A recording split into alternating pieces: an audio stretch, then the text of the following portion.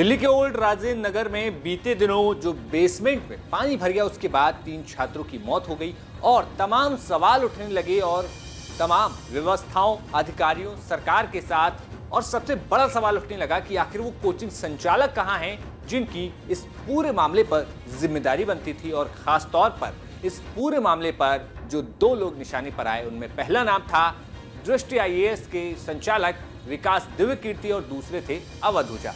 छात्रों ने खूब ज्यादा अवध ओझा और दृष्टि आईएएस के विकास दिव्यकीर्ति को लेकर अपनी बात सामने रखी।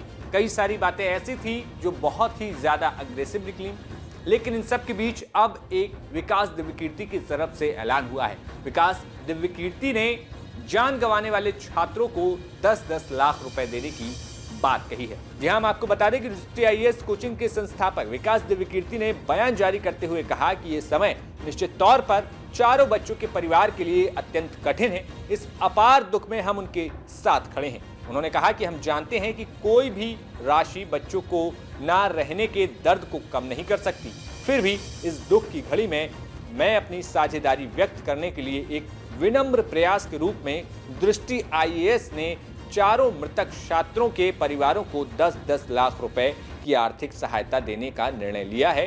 तो यहाँ पर दृष्टि आईएएस ने न सिर्फ उन 4 छात्रों को 10-10 लाख रुपए देने की बात कही है जिनकी जान चली गई। वैसे तो बेसमेंट हादसे में 3 लोगों की जान गई, लेकिन उससे पहले करंट लगने से, बारिश में एक खंभे के कारण करंट लगने से एक छात्र की जान गई थी। तो कुल मिलाकर दृष्टि आईएएस की तरफ से 4 लोगों को ये पैसा जो है, जो मुआवजा के तौर पर, जो एक वो अपनी संवेदनशीलता प्रकट करने का जो उन्होंने तरीका है, वो उसमें 10-10 लाख रुपए देंगे। इसके साथ ही साथ दृष्टि आईएएस के विकास दिव्यकीर्ति की तरफ से एक दूसरी बड़ी घोषणा हुई। दूसरी बड़ी घोषणा ये कि राव आईएएस के जो छात्र थे उनको दृष्टि आईएएस निःशुल्क तौर पर कोचिंग मुहैया कराएगा। जी हाँ, बड़ी बात ये थी क्योंकि अभी फिलहाल राव आईएएस के संचालकों पर तमाम बड़ी कार्रवाइयां चल रही हैं, जिसके कारण छात्रों, जो पढ़ने वाले छात्र, तैयारी करने वाले छात्र हैं, वो इस समय मुश्किलों का सामना भी कर रहे हैं क्योंकि क्लासेस अभी जो है रुकी हुई हैं। इसके साथ ही साथ जहां पर छात्र रह रहे थे,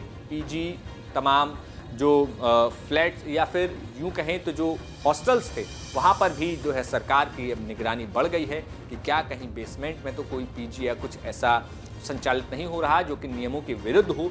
तो इन तमाम प्रयासों के बाद अब दृष्टि आईएएस की तरफ से ये एक बड़ा फैसला और बड़ी घोषणा सामने आई है, जिसमें उन्होंने कहा है कि सामान्य अध्ययन, टेस्ट सीरीज और वैकल्पिक विषयों की तैयारी के लिए निःशुल्क शैक्षणिक सहायता उपलब्ध कराएंगे। इन सुविधा का लाभ लेने के लिए छात्र सोमवार यानी कि 5 अगस्त 2024 से हमारे करोल बाग के कार्यालय में मौजूद हेल्प डेस्क पर संपर्क कर सकते हैं। बता दें कि कोचिंग हादसे के बाद 20 लगभग कोचिंगों को सील कर दिया गया था, जिनके जो अवैध तरीके से नियमों के विरुद्ध संचालित हो रही थी। इनमें से एक कोचिंग खुद दृष्टि आईएएस के जो विकास दिव्यकीर्ति हैं, उनका एक संस्थान, एक सेंटर भी उसमें शामिल था। वहीं दूसरी तरफ राव आईएएस की तरफ से भी एक बड़ी घोषणा आज सामने आई है। राव आईएएस ने तीनों जो बच्चे हैं उनके परिजनों को 50-50 लाख रुपए देने की घोषणा की है, जिसमें राव आईएएस के जो वकील हैं उनकी तरफ से कहा गया है कि 25 लाख वो अभी देंगे, जो कि एक सहायता राशि होगी। इसके साथ ही साथ बाकी की 25 लाख की राशि जो है आगे आने वाले 6 महीनों में बच्चों को दी जाएगी।